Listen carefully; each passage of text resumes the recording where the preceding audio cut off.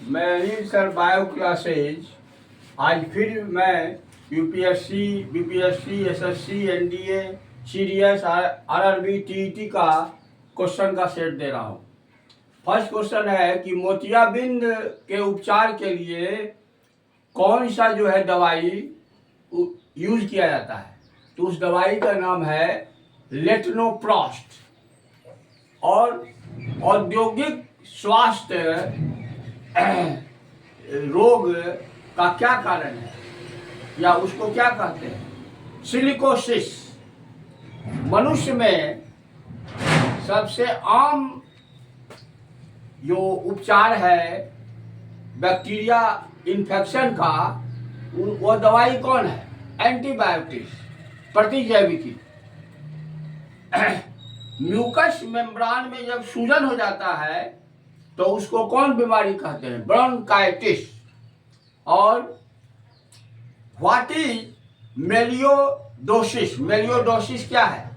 तो आपके स्किन पर जब लाल चकत्ते हो जाते हैं, रेड स्कार ऑन स्किन, तो उसको मेलियोडोसिस कहा जाता है। In phytology which subject is study? Phytology में किसका अध्ययन किया जाता है? पौधों का, प्लांट्स का। Cell, the study of cell, इसको सेलोलॉजी कहते हैं। Mycology, the study of mycology, study of mushroom, कुकुर छत्ता का अध्ययन। एक्सोबायोलॉजी किससे रिलेटेड है? तो बाहरी अंतरिक्ष के जीवन को एक्सोबायोलॉजी कहते हैं। The study of ancient plants, animals and other organism, पुराना प्राचीन पौधों का, प्राचीन जानवरों का और दूसरे जीवों का अध्ययन किस ब्रांच में किया जाता है? पैलिएंटोलॉजी।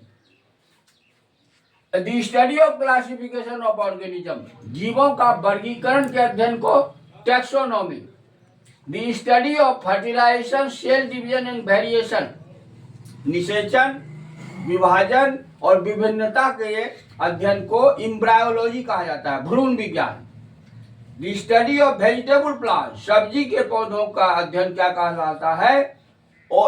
ओलिविकल्चर।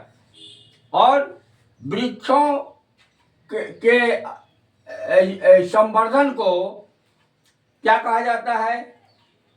वह है आपको farming of trees and flora. और फूलों के अध्ययन को क्या कहा जाता है? फ्लोरिकल्चर। और फलों की खेती को क्या कहा जाता है? पोमोलॉजी। तो यह क्वेश्चन बहुत ही इंपॉर्टेंट है, हर कॉम्पिटिटिव एग्जाम में आता है, इसीलिए इसकी तैयारी आप लोग बढ़िया से कीजिएगा। Thank you.